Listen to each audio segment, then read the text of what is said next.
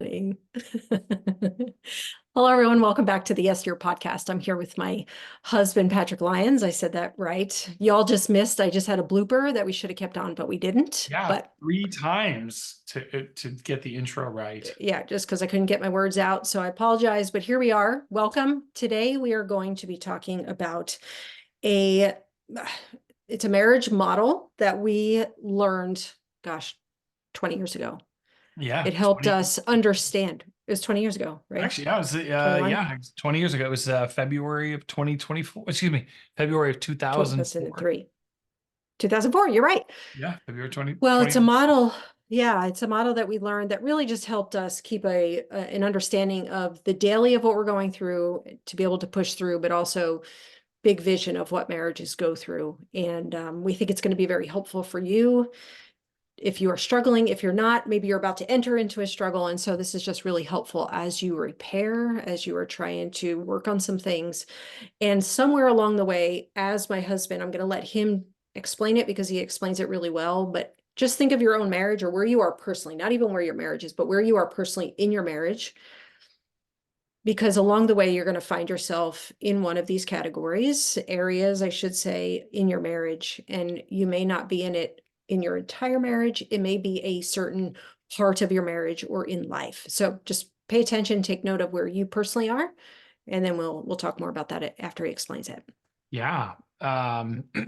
So as Dana said, this is something we learned just about 20 years ago, a little over 20 years ago, when we were just coming out of the chaos and destruction that we wreaked on our own, wrecked on our own marriage, tearing it down, and then coming through that and making a decision that we wanted to fix it. We were very much in crisis still, and so almost on the first day of class, because we were the students, we were on the other side of the conversation. As crisis couple, as a Yeah, crisis couple. we were the crisis couple. And so on the first day of class, they threw this model up there and they said, it's important for you to understand that every marriage is in one of 3 states. So if you're listening, and you got a piece of paper, you can draw 3 circles next to each other, right? 3 circles side by side by side from left to right. And on the far left circle, the first state that marriages can be in is the state of intimacy. And intimacy is, I've said this on previous episodes, but I'll continue to say it because it always bears repeating. It's physical, yes, but it's more than that. It's emotional, it's spiritual, it's relational. I think of intimacy as we just enjoy each other. We just right there, we just love being around each other.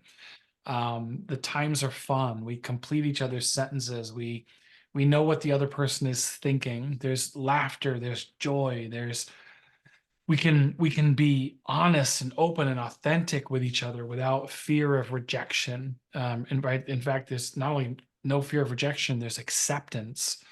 Yeah, and you've used these words, just really there's enjoyment or joy in the silence with each other. It's not like we have to be doing something. It's just in each other's presence. Yeah, when you're in intimacy, you couldn't imagine being anywhere else with anyone else, right?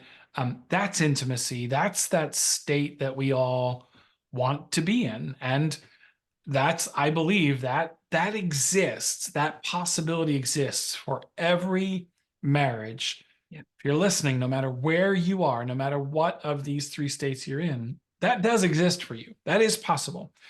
So that's that far left circle. Now that middle circle is the state of conflict.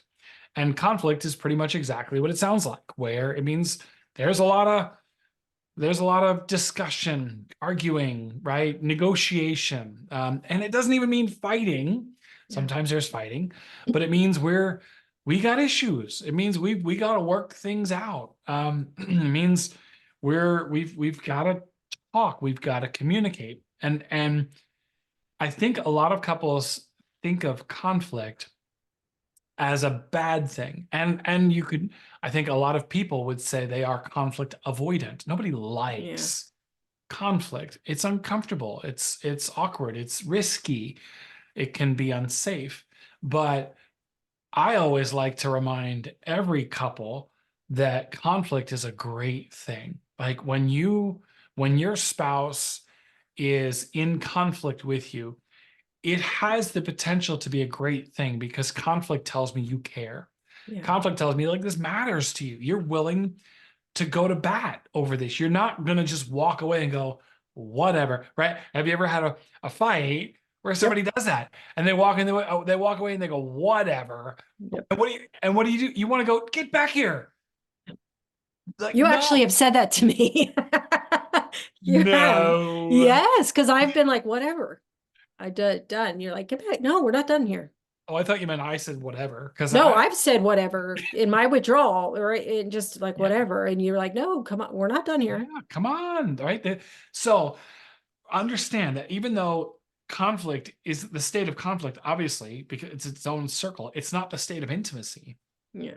But it doesn't mean that things are awful. It doesn't mean that you like should get divorced. It just Yeah. means you've got issues and you have to work through them and you have to, because they matter, right? Because this matters. So conflict is a great thing. Here's the issue.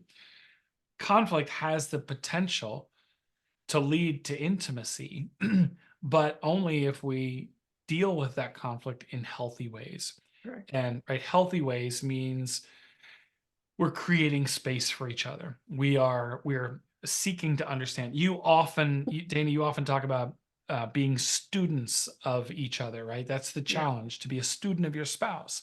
So when we're in conflict, that doesn't mean like an unhealthy way would be me seeing it as an opportunity to force my opinion on you and get you to see it my way and get you to agree with what I want to do. Healthy conflict in a marriage is me asking more, to tell me more, help me understand, where are you coming from? So I often say listening to understand, not listening to respond. Mhm. The minute I start wanting to respond, the minute you say something and I'm like, oh, now I'm trying, we do this, right? We stop hearing and we're just trying to hold on to this thought because we don't want to lose it. But that means I've shut off the intake and I'm only focused on a pause in what you're saying so that I can speak, right? Sure. So that's when we do conflict in a healthy way, it's fantastic. Mhm. When we deal with conflict in unhealthy ways, then that leads to the third state, which I'll get to in a second. But let's talk about what some of those unhealthy ways are, right? Unhealthy conflict can be when we're trying to force our opinions on the other person. When sometimes we punish each other for saying things that we don't like. And that's unhealthy conflict. Punishment can look like physical abuse, verbal abuse, emotional abuse, shaming, yeah, gaslighting, right? Telling you you're just wrong. Deferring. Deflecting. Right, becoming super defensive at making it your fault. The silent treatment is a form of punishment. Threats of leaving, right? Like when every time you try to bring something up, I get angry and I leave. What do you learn? You learn, I don't want him to leave, so I just won't say anything. I have punished you for bringing up things I don't like, and so I leave. The problem Or threatening. Threatening. Yeah. Right. There are all kinds of ways. Yeah. And in a marriage, another way that we punish each other for conflict that we don't like is we withhold physical touch or affection or sex. And what we teach the other person when we do that is it's not safe for you to bring up anything that I might not like. And so what do? You stop. And that's why conflict is a great thing. It tells me you're invested because when you stop, we move to the third state, and that's that far right circle. And if you're scoring at home, you can write the state of withdrawal. And withdrawal is where no one goes to withdrawal intentionally. No one goes to withdrawal happily Or or overnight. willingly. Yeah, right. You don't go there overnight. It's a place that you go. It's almost synonymous with hopelessness, right?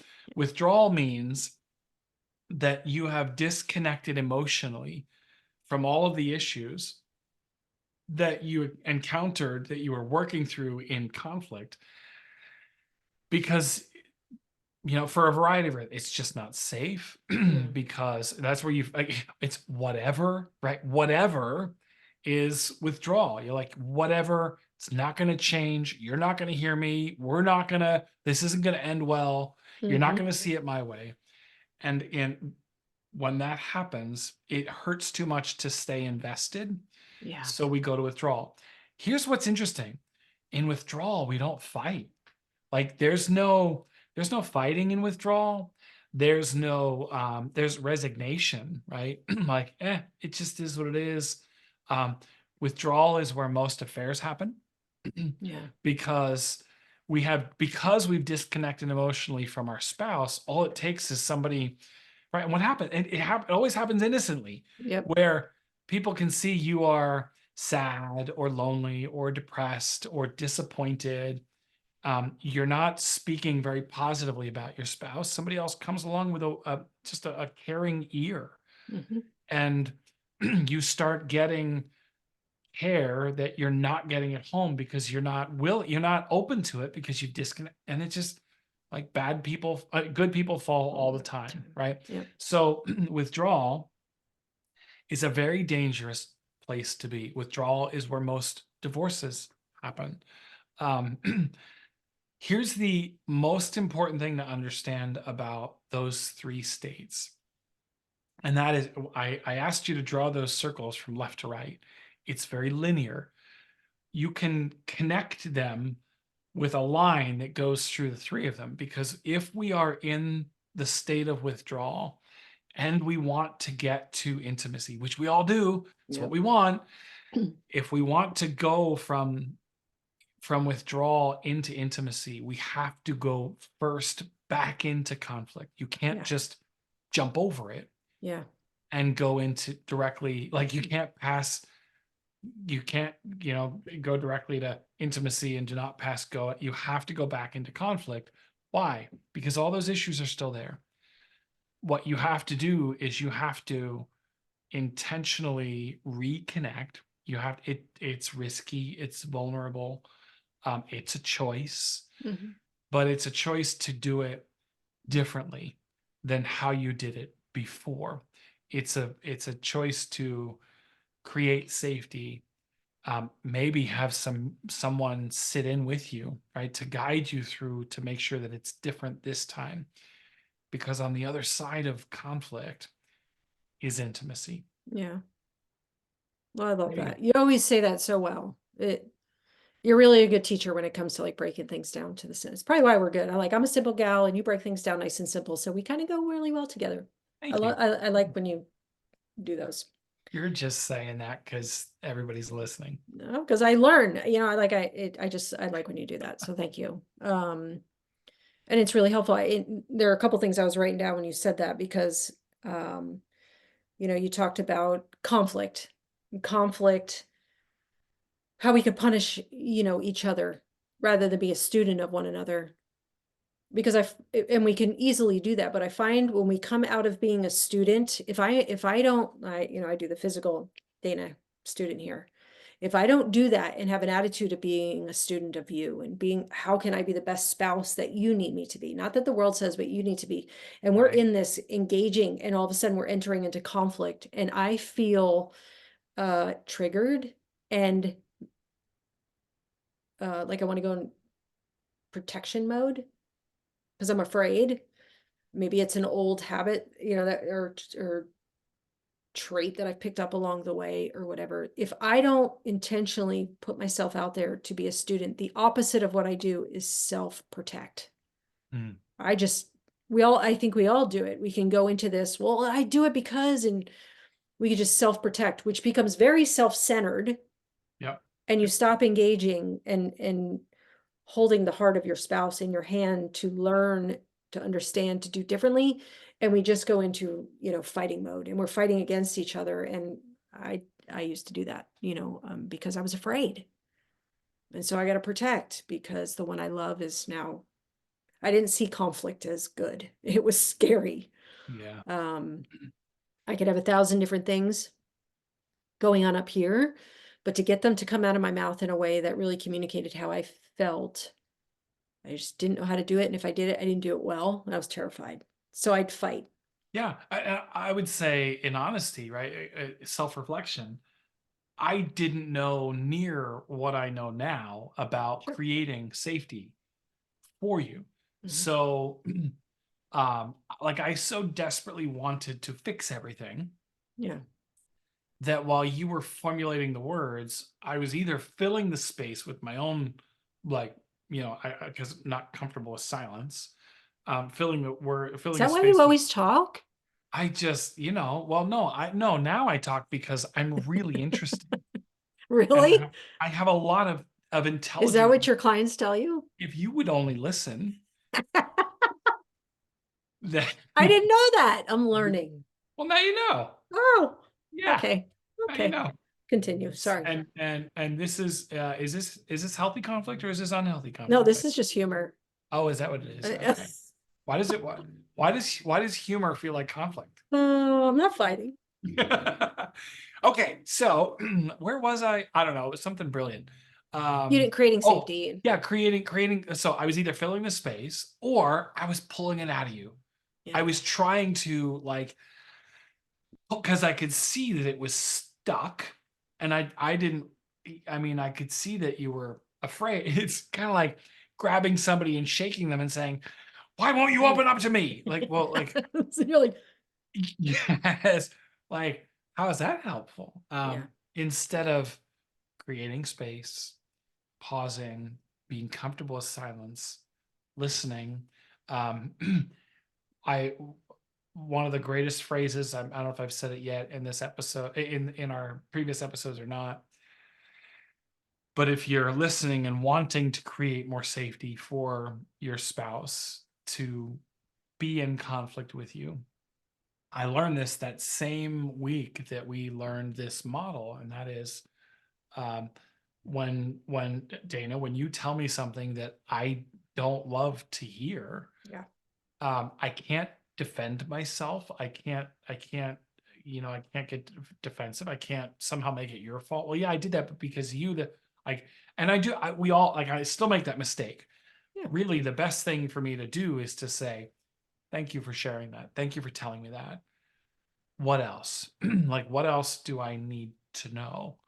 Um, and I don't have to solve it in the moment. In fact, if I try to solve it in the moment, I'm going to try to solve it from a place of, hurt or defensiveness. And very often, if I can, get a day to think about it, most of the time you're right. It's like, oh yeah, you're right. No, I know. Well, don't worry, we'll edit that out. Y'all heard it. Yeah. No, just kidding. But yeah, I know like, that was there's, right. and maybe it's not 100%, but there's some truth Yeah. to, and maybe even if I don't think you're right, with 24 hours, like coming back the next day or a couple days later and saying, okay, I was thinking about what you said, right? At least I can acknowledge and accept that that's your perspective, and I can understand how you got there, Yeah. and then I can try to help reshape it. But it's not answering in the moment where it's defensive and I'm trying to make it your fault. And right. So just, hey, thank you for telling me that. What else? What else do I need to know? Yeah. One thing I'll say about the model, and I forgot to say at the end, and then I want to turn it back to you. The reason we share that with you, the reason it's so important for you to understand, is because if you are in withdrawal, first of all of those states are very normal, right? So yes, we all want to be in intimacy. If you're in withdrawal, don't feel like a failure. Don't go to that place of thinking your marriage is a mistake. I shouldn't have married this person. Intimacy isn't possible, because it is. It absolutely is. It's just a matter of going back into conflict and doing it differently. But the reason why we share that with you is because if you are in withdrawal and you make that decision, that choice to reconnect, re-engage, risky, but it's worth it. But if you make that decision, that means, following that model, you're going to start conflict again. And as we've worked with couples through the years, it's funny. Sometimes we get 2, Yes. 3, 4 weeks into working with couples, and what do we hear? We hear, I don't think this is working.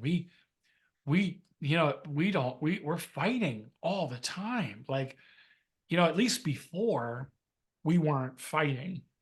And our response is always, that's awesome.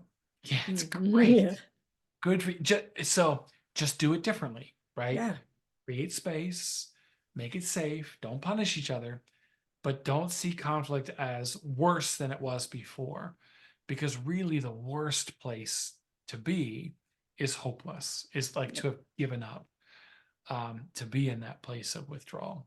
Mhm. So on the other side of conflict, that's where intimacy happens. For sure. For sure. I wrote the word love is risky because I say that quite often because I work with women who've been hurt. So we talk about this a lot, but love is, you said that it's risky. It's risky to re-engage. Love is risky. You're putting yourself out there. You're opening yourself up to another. You may get hurt. In a marriage, you will. Right. But love is worth it, right?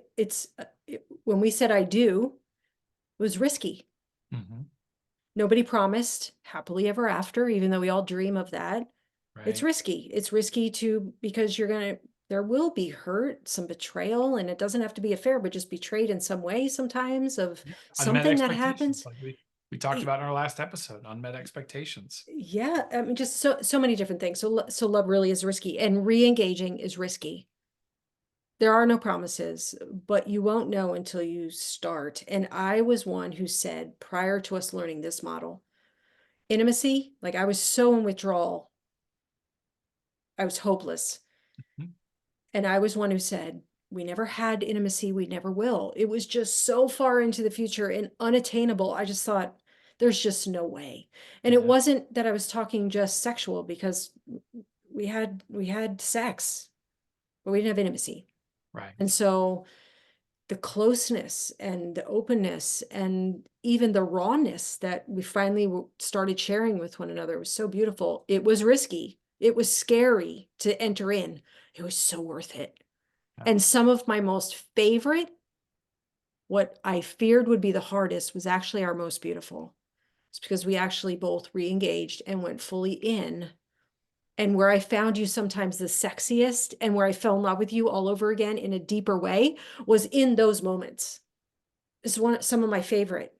Yeah. We even had some just recently that we'll talk about in future episodes, but it's just those raw moments. And so often we fear that, and yet love it's just risky. Yeah. And so the other thing that But before you do that, I just want yeah, to, in case our kids are ever listening to this episode, Mom's just kidding. We've never had sex. 5 times, that's it. No, Just no, no, 5 times. no. That was artificial insemination. Yeah. Get out of here. Just, Yeah. for Right the now they're wrong just one. going la la la la la la la. I need to call a counselor. Um, I Safety. I'll just wrap it up with this. Safety, because you touched upon this. Safety is everything. Mhm. Nothing in my life ever felt safe, and it wasn't. I'm not here to blame anybody. It's just how I processed and what I felt like, the things that happened to me. My process, then it became felt very unsafe to share with anybody, period. And so coming to a place when God broke me and we started repairing our marriage, it was all about safety. And one of the places it was very safe was very early on, when we went to the facilitator training. We became we became facilitators in marriage ministry, but we went into it as crisis couple. I literally, for the first time, told any human being, where I've been, what I've done. I had my puking session, what I called, but it's because it was very safe. And what I learned in the process was that I was not just the only one, but other women who I thought I was, Yeah. if I could say it this way, like the scum or garbage of the earth going in here, like, "Ugh, here's me." They each, not all of them, but most of them piped up. I remember one woman in Britain who started it off after me said, "Because you were so brave to share your story, I just have to say I got to share something that I've never even told anybody, even my husband." And she's shared. And then another one shared. And what I found in the process in my own brokenness was like, wow, I thought I was basically garbage and the one who's full of shame. And I'm not alone. Like, they're all people just like me. It was very powerful to me. And so that, and then I started leading a women's group called Broken But Not Alone. Before that reason, just to create safety. It's like, I don't have all the answers, but let's create the safety, Mhm. because where there's safety, women, not women, but people will just tell, because we're created to be known. Intimacy. Yeah. Yeah, all people. I mean, we all, yes. Every one of us thinks our The only stuff one. is the worst. And we're Right? the only one. Yeah. We think, if only if you knew my whole story, Yeah. you would agree that I'm kind of the scum of the earth, And right? you'll That, leave me like everybody else. yeah. And so when you are talking about this model, when we each, and I'll just speak from my perspective because you're the person as my spouse who created this safety, to be able to share and you not come back and say anything except thanks for sharing, Yeah. made it safe enough to enter another step in, to share another thing, to Yeah. risk it again. And we entered into some conflicts of like deeper like conversations, harder conversations. And as we did, and we kept it safe to not try to fix one another, but to work on ourselves, Right. that conflict, we moved faster into intimacy than we ever, I think either one of us ever imagined. It happened real quick. Yeah. And I I, thought it was going to take a lifetime. yeah. So if, I love that you brought that up, because I think when you are in withdrawal or when you're in conflict, it feels like intimacy is so far away. It feels like it's unattainable. yeah, Um, and some of the most intimate moments you can have in your marriage come just through conversation, yeah, just through like intimate conversation, sharing parts of you that no one knows about, right? The visual I always think of for married couples, and we sure did it, is right, we come into these relationships with so much baggage. yeah, We bring all of our suitcases. It's like, right, you leave your home, you stuff your car full of bags. I leave my home and I stuff it full of bags, and we move into this place and we have all these bags. We have mhm, so much baggage. And intimacy just comes from unpacking those. Not only intimacy, but peace yeah, and wholeness and value. And I mean, there's something amazing about unpacking your baggage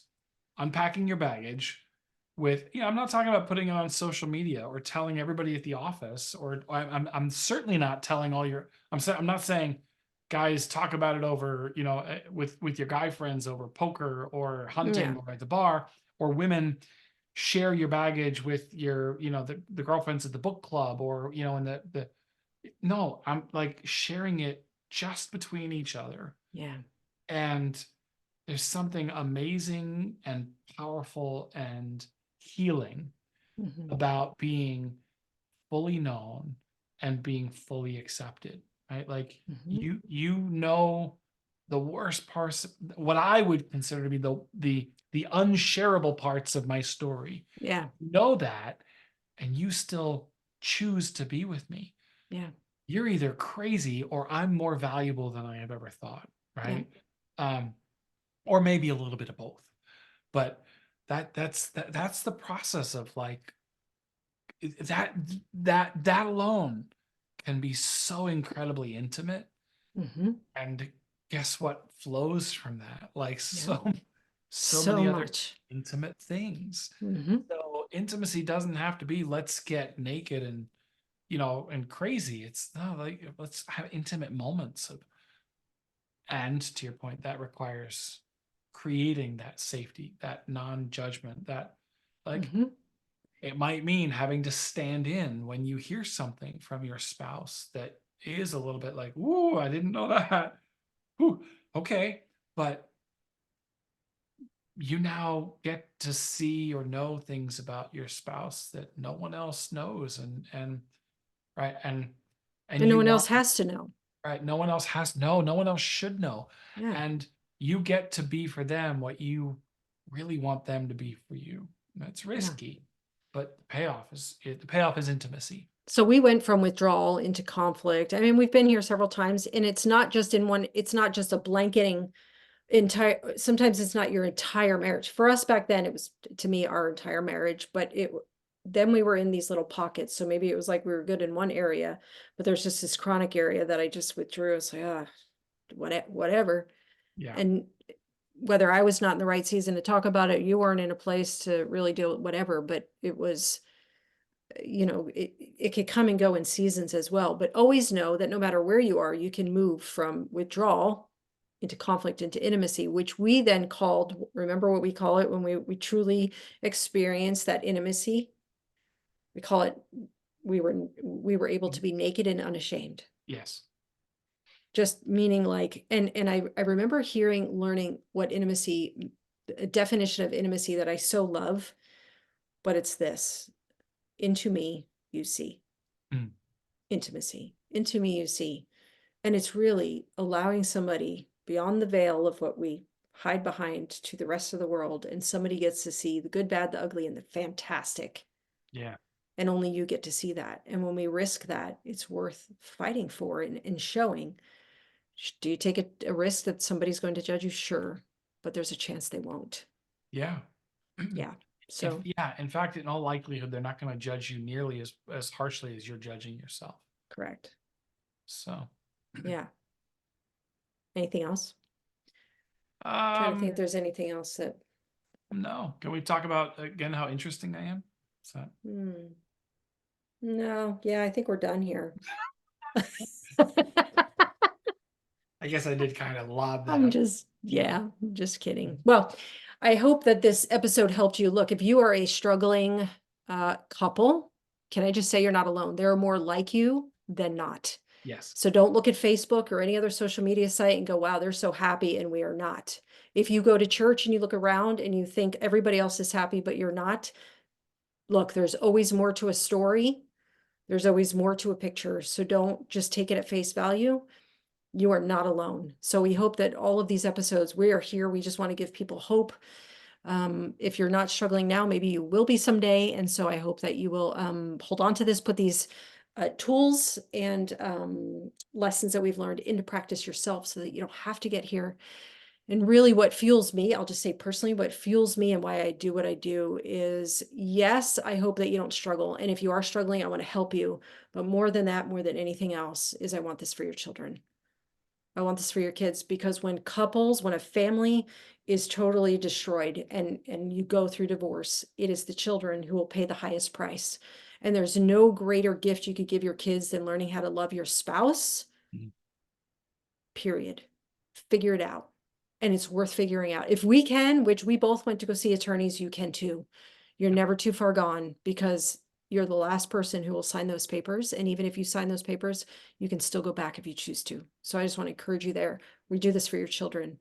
So if you know somebody who's struggling, somebody who's, a couple who's just starting to fall apart, stressing out, share this with them. And then don't forget to follow us also on any place that you listen to us for the podcast here on YouTube. YouTube. Don't forget to subscribe. So thanks for listening. We'll see you next time. Yep. Bye.